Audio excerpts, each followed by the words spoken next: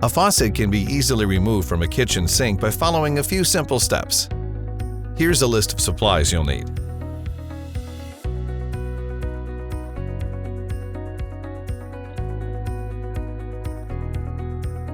First, turn off the water at the shutoff valves under the sink or at the main water supply.